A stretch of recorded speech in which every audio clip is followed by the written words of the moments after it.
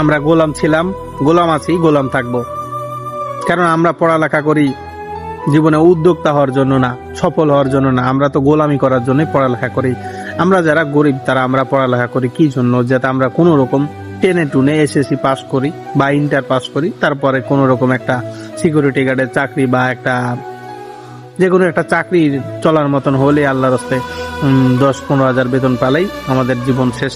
25 বছর পড়ালেখা করব, 10-15 হাজার টাকা বেতনের চাকরি করব, এই পড়ালেখার পিছনে 20 লাখ টাকা খরচ করব, এই আমাদের মনে করেন টার্গেট। তারপরে বিয়ে শাদী করে জীবন পার করে দিলাম।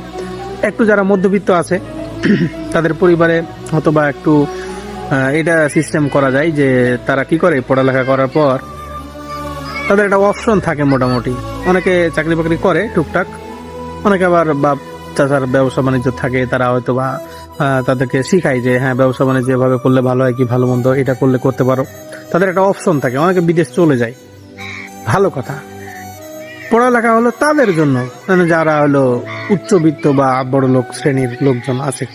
কারণ তারা পড়ালেখা করে কি জন্য জানে না, আমাদের মতন গরিব কামলা পাটিকে কন্ট্রোল করার জন্য, কিভাবে বড় বড় বিজনেস পরিচালনা করা যায় এটা জানার জন্য, জনগণকে কিভাবে তাদের এক কথায় নাচানো যায়। হ্যাঁ আমার জনগণ, আমার নেতা বলছে, নেতার এক কথায় দেশে সবাই নামে গিয়ে হট্টগোল হরতাল মিছিল করে উল্টে ফেলছে। আমরা একবার ভাবলামই না যে আমার নেতা কি বললো না বললো। এই যে তারা সাইকোলজি এভাবে পড়ালেখা করে যাতে তাদের পড়ালেখা ওই লেভেলে কাজে লাগে। আমরা একটা লোকও কিন্তু এই নিয়ে পড়ালেখা করি না যে জ্ঞান অর্জনের জন্য। বাঙালি আজ পর্যন্ত আমাদের আশেপাশে মানে অতীতের কথা বাদ দেন, এই আপনার জানা মতে জ্ঞান হওয়ার পর থেকে আপনি দেখছেন বা শুনছেন যে আমাদের বাঙালি কোনো কিছু কেউ আজ পর্যন্ত একটা বদনা আবিষ্কার করছে? তো বাংলাদেশে স্কুল কলেজ প্রতিষ্ঠান ডক্টর ইঞ্জিনিয়ারের তো অভাব নাই। তাহলে কি আমাদের মেধা নাই? আবার বলে আমাদের ভালো মেধা আছে, তারা তো দেশের জায়গা হচ্ছে না, এই জন্য বিদেশ চলে যাচ্ছে, এই হচ্ছে সে হচ্ছে। কেন? এটা তো দোষ আমার, তো কর্তৃপক্ষের দোষ, তারা এগুলো ঠিক করবে না।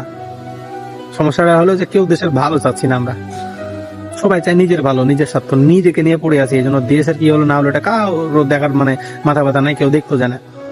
কিন্তু এটা সবাই ভাবে না যে আমার দেশ ভালো থাকলে আমরা তো সবাই ভালো থাকবো, দেশটা তো আমাদের সবারই। আচ্ছা, আমার নেতা আপনার নেতা এটা বলে ঝগড়া মারামারি করার কি দরকার আছে? মনে করেন যে একটা বিপক্ষ দলীয় নেতা ও একটা কোনো একটা ভালো কাজ করছে, ধরেন একটা রাস্তা করবে বা একটা ব্রিজ করবে, তো ব্রিজটা কি ওই ব্রিজ দেখে আমি পারবো না? ব্রিজটা তো আমারও কাজে লাগবে, আপনারও কাজে লাগবে। তো এখানে মারামারি করার কি আছে যে আমার নেতা টেন্ডার পেলে আমার নেতা ব্রিজটা করতে পারলে বেশি ভালো হবে? কেন ও কি মিস্ত্রি নিজে?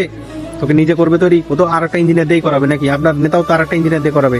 কথাটা তো ওটা না, দেশের উন্নতি হচ্ছে, একটা ব্রিজ হচ্ছে। কথাটা হলো আপনার নেতা কাজটা করতে পেলে কিছু টাকা কোন থেকে মেরে দিতে পারতো, এটাই হলো মেন।